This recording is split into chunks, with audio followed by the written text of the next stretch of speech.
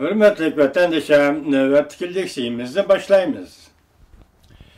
Venvitor bitişkinci ayının 12. günü Prezident Obama, Prezident Vladimir Putin'ga agahlandırış berip, özbeşimçilik kılıverdigan bolsaň tehim etçinişlik akıbetki kalısan dediği mavzuluk haber ilan kıldı.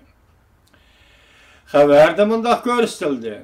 Çet el metbuatlarının haberlerine asaslanganda, Ukrayna meselesi boyunca alakalaşış grupsının yığını Belorusiyanın payitahtı Minsk'i şəhərdə ötküzildi.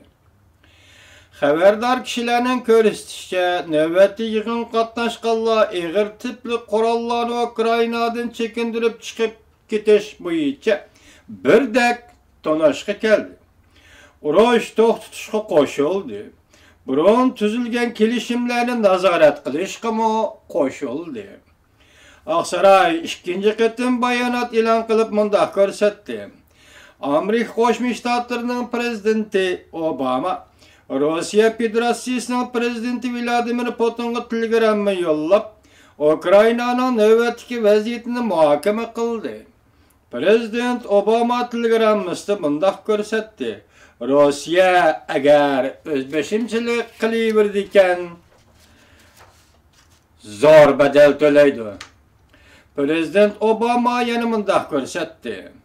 Sharq Ukrainaning vaziyati kun sayin yomonlashdi. Ölüm yetimga elib boradigan to'qilish o'rlab ketdi. Shundaq bo'lishiga qaramay Rossiya Sharq Ukrainaga harbiy koç ve askeri koç bilen yardım yolladı.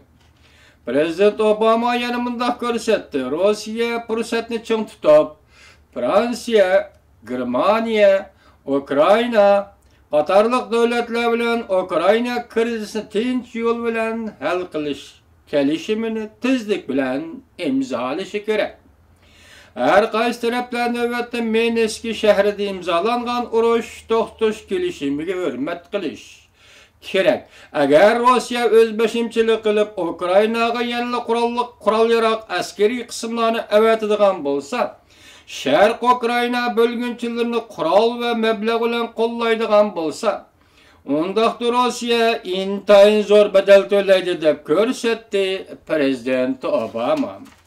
Arkadalı Kreml haftanın 2. günü de Arkadalı Kreml Sarayı haftanın 2. günü keçede bayanat e'lon qilib, Rossiya prezidenti Vladimir Putin bilan Amerika Qo'shma Shtatlarining prezidenti Obama telefon orqali suhbatlashib, Ukrainaning ichki to'qnashuvini siyosiy yo'l bilan hal qilish loyihasi o'ttirib qo'yib, o'tirdiki qonliq to'qnashuvni oxirlashtirishni qaror qildi deb ko'rsatdi. BBC 2. ayning 12. kuni bunda xabar tarqatdi. Rossiyaning prezidenti Vladimir Putin 2. ayning 15. kuni Ukrainada urush to'xtatganligini jakarladi. Rossiya Federatsiyasining prezidenti Vladimir Putin bunda ko'rsatdi. Belorusiyaning Minsk'i şəhərdə o'tkazilgan Germaniya, Fransiya, Rossiya, Ukraina 4 davlat yig'ini urush to'xtatish kelishimi hosil qildi. Prezident Vladimir Putin mundaq ko'rsatdi. Bu yarashish Ukraina krizini hal qilish kelishimi 2. ayning 15. kuni kechdan boshlab yoki yarim kechadan boshlab ijro qilinadi. Bu kelishimlarning ichida Ukrainadan ig'ir tipli harbiy qurol-yarog'larni chekintirib chiqib ketish kelishimi bor. Fransiya prezidenti Hollanda bu kelishim Ukrainaga tinchlik olib kelishdan umid tug'ildi deb ko'rsatdi. Bu qatim Minsk'da Ukrainaga oid suhbat o'tkazish planini Fransiya bilan Germaniya o'ttirg'a qo'ygan edi. Ukraina prezidentining bir nafar yordamchisi suhbat o'tkazayotganda mundaq ko'rsatgan edi. Bu qatimki suhbat bir xil irodaning qarshilashish jarayoni bo'ldi deb ko'rsatdi. Bu qatimki suhbatning muhim nuqtalari Ukrainada urush to'xtatishni kapolatga ega qilish, ig'ir tipli harbiy qurol-yarog'ni urush maydonidan chekindirish, harbiy ishlardan xoli rayon qurish qatorliq mazmunlar edi. yana başka bir cümle haberisi toxtalaylı. Asiyadaki en kudretlik ve demokratik devlet Japonya'nın veziri Shinzo Abe efendi. 2. ayının 13. günü Japonya Avam Palatası'nın notu sözlep, teröristleri baş egmeydiğen meydanını şergilegendin başka.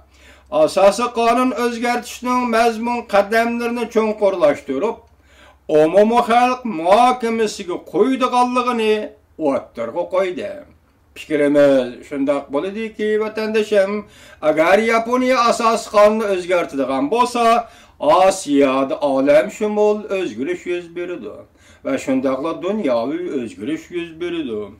Bu işning asası kanunu özgertiş bilen Asiyanın kelgisi vaziyeti meningcha chambarchas bağlangan bo'ladi.